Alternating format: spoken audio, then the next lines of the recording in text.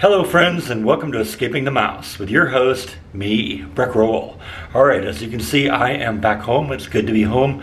I got in last night about 9:30. Now, when I left the Carlsbad Caverns yesterday, I kind of thought I was going to take one stop on the way home, make it about halfway home, and stay at a hotel and then make the last blast this morning. Turns out, once I got on the road, I started looking at the clock and the estimate of when they'd be home, and they were saying like 10 minutes to 10, and I figured, well, I'll bend the speed limit laws a little bit, so I'll close that up, and getting in at 9:15, 9:30, that wouldn't be that bad if I could sleep in my own bed and save the money of having another hotel again. So I just kind of gunned it and made it all the way home, and this morning I unpacked the van to take all the treasures out that I brought home from my mom, and today we're going to take a look at some of that stuff because it was some pretty cool stuff and there's some great stories behind it. Let's go. Now these are the big things that I brought home with me from California. This thing here is just a little hutch kind of thing, and it belonged to my grandmother, and I remember she had it in kind of her entertainment room in her house in Bram, Minnesota, and my mom got that when she passed away, and now I have it, and this is going to probably go into the back bedroom and kind of be, maybe a place where I store some of the treasures from my mom, because I think that'll be a great place. I brought some pictures and stuff like that. I'll show you that in a little bit too. This was the other big thing. This was a grandfather clock that belonged to my parents. Basically, it was given to my parents by my mom's dad. He was a big woodworker at the time, but he was kind of coming to the end of his life, and he had planned on buying 3 of these. One he built for himself and my grandmother, one that he gave to my uncle, my mom's brother, and one that he gave to my mom. Now, unfortunately, he passed away before he could ever put it together. So basically, we just got the kit in the mail, and my dad and I, mostly my dad at the time, put the thing together and got it working. And it's been running in my mom and dad's house for probably, well, my grandfather died in, 1982. So, it's probably been there since the 80s. And, early 80s, maybe late 70s. And it went to my mom's place when she moved, and now it's here. Now, I had to do a little bit of work on this because my mom had a few times where she fell in her last couple months. And the last time she fell, she was trying to wind this thing up. And what ended up happening is she ended up pulling it over on top of her. Now, fortunately, she didn't break any of the glass and didn't really do any serious damage, but what I noticed is the chain for this weight right here came off the track, and unfortunately that chain and that weight is the one that drives the pendulum. So without the chain and the weight, the clock won't run. Well, I managed to pull the clock mechanism out. I opened up the back of this and was able to pull the clock mechanism out of the case, and once I got it out of there and could look in from on top, I could restring the chain on my own. Now the question is, which way does the chain go? Because these two, the chain is or the weight is on this side of the chain, and this one, the weight is on this side of the chain.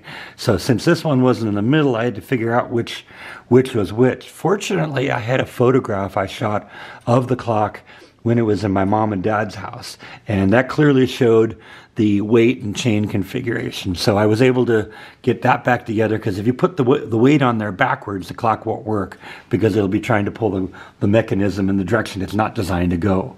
Now, I'm a little concerned the pendulum isn't swinging that much, and we may have to look into that, but I've had it running now for about 10 or 15 minutes, and it is holding time, because I set it about 5 minutes after 1, and at least in the first 12 minutes or so, it's pretty close time-wise. So maybe we didn't hurt this thing that much, and if the pendulum keeps working even just a little, enough to keep the mechanism going, it should be fine. But I'm just used to the pendulum swinging a little bit more than that, and maybe that's an adjustment we're going to have to make once we learn a little bit more about this.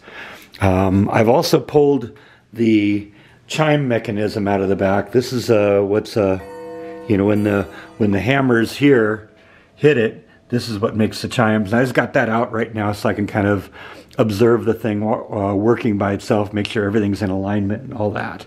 So right now it looks like this clock survived the trip and is working for the most point. I might have to get somebody to adjust it a little bit more, but that's good news. I was concerned, especially about this glass making it all the way back without breaking, you know, because we laid this thing on its side and it isn't perfect roads everywhere, so it was bouncing around a bit, and I was concerned about that.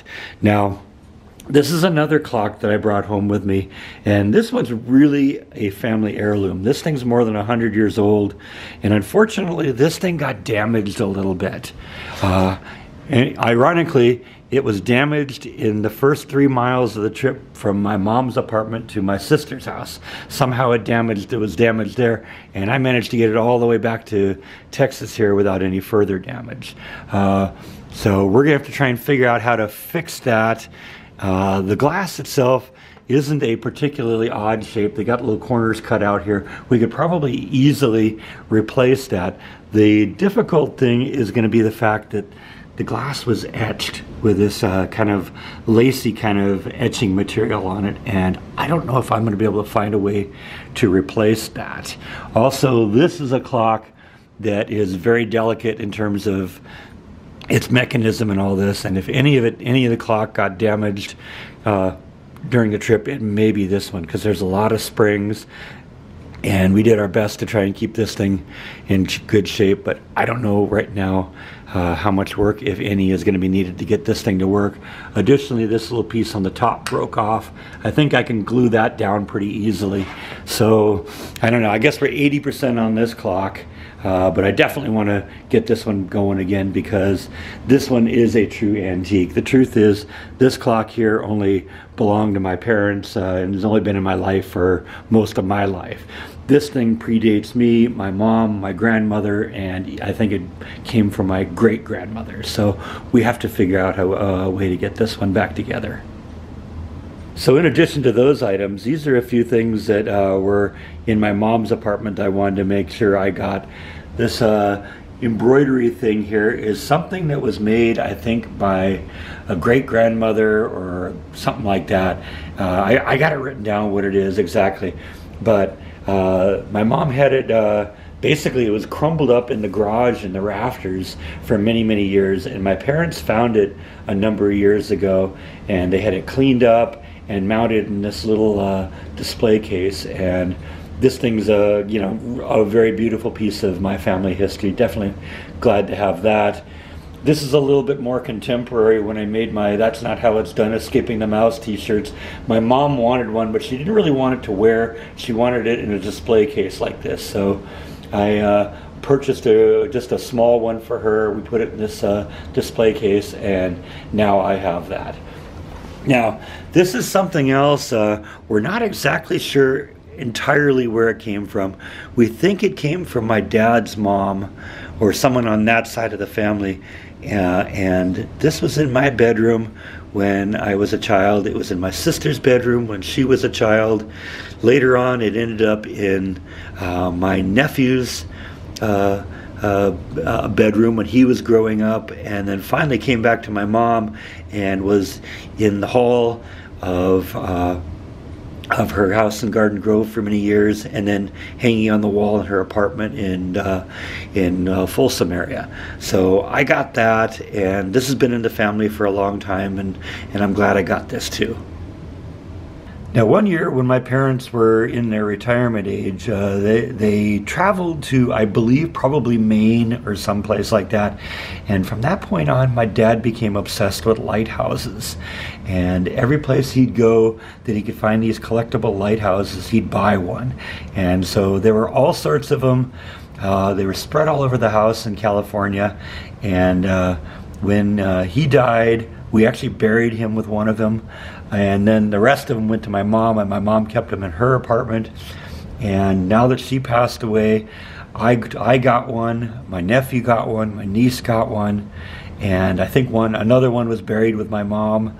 And I picked this one out because I thought this would be great for the train set, because I was looking at it and it looked to me like it was almost the same scale as the train. So I figured this will be just a part of my my display on the trains here, you know, because you gotta guard the shore here so boats don't crash into your village, right? So I got that, and that's going to become part of my train display, and that was kind of fun.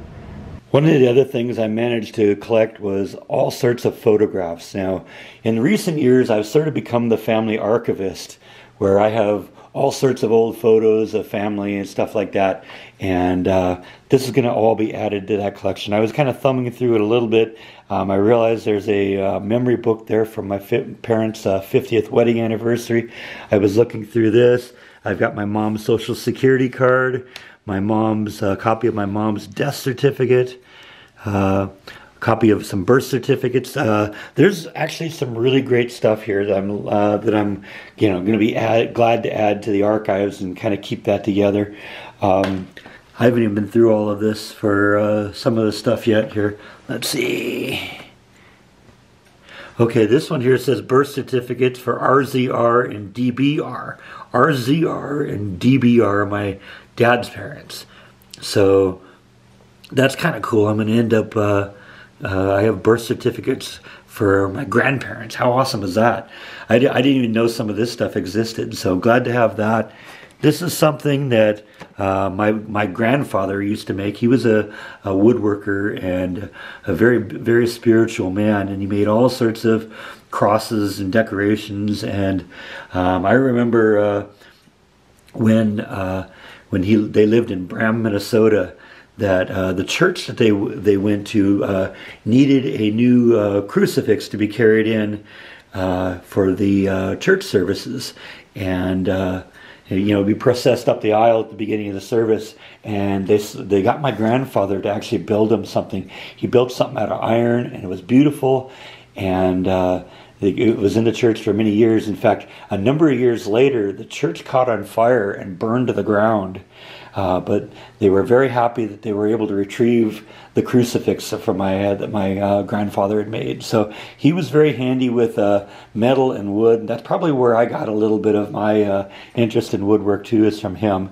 And that's something that he made that's been in the family for years and years and years. And I'm glad I have that. I got a couple of manger scenes. My mom, I guess, at one point started collecting manger scenes. And so she'd go, when they travel with my dad, they'd go someplace, and it looks like this was maybe like Arizona or New Mexico, because it looks like it's a manger scene, but it looks like with a southwestern twist to it. So and there's supposedly a couple of these in here. I haven't been in here and looked at them that closely, but I got some kind of really cool stuff I'm glad to add to the archives, and I wanted to kind of share that with you. Now, this is probably one of the final treasures that I got. This was something I didn't even know existed until about 3 weeks ago when I was visiting my mom in California before she passed. One of the last nights I was there, my sister and I went into her apartment. My mom was still sort of in denial about what was coming, but she had convinced herself that she was going to go on living. She kept saying, "Oh, I didn't come here to die. I came here to live." And she really hadn't come to terms with that. So we thought it was a little bit creepy, because we actually went in because we knew, the end is coming. And I started digging through this thing to see what was inside of it. And I opened up the door, and this thing was sitting in there. And I'd never seen this before. It's an ancient, ancient Bible.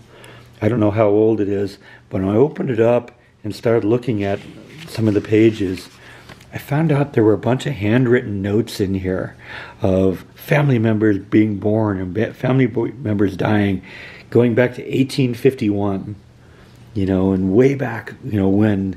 This is kind of almost a listing of, my family tree on that side of the family, going back probably 5 or 6 generations. And so it's really cool. I found that I'm in there, my sister's in there. A lot of the births, the marriages, the deaths, all that stuff was in there, and Like I said, I didn't even know that thing existed until a couple weeks ago, and so I definitely put a claim on that, and said, yeah, I definitely want that, and that's going to definitely go in the family archives when I get that going and get that set up and updated with all the new stuff. And of course, in addition to all that, I grabbed all the technology. My mom wasn't really a technology person, but she had a cell phone and she had an iPad. And so I collected all of her iPads. I think one of these is my dad's old iPad, because you never know what's on there, what might be, you know, something that would, you know, be very important. When I inherited my dad's laptop and his desktop computer, there were thousands and thousands of photographs on those. So, you know, I was glad to grab all that so I can collect all those photos and make sure those all get kept. And I don't know, my mom probably wasn't the technology person there, my dad was, so there may not be anything relevant on any of these, but it's still worth a look, and I brought them home for that reason. So anyway, I kind of wanted to share with you what it was that I had brought home with me, because you've been kind of following my journey for the past week or so, and I wanted to kind of let you see what it was that that was worth me taking all the time of driving home and hoping I get all this stuff home in one piece. So I think that's all that I have for today. Thank you as always for coming along for the journey, and I will see you next time on Escaping the Mouse. Good night.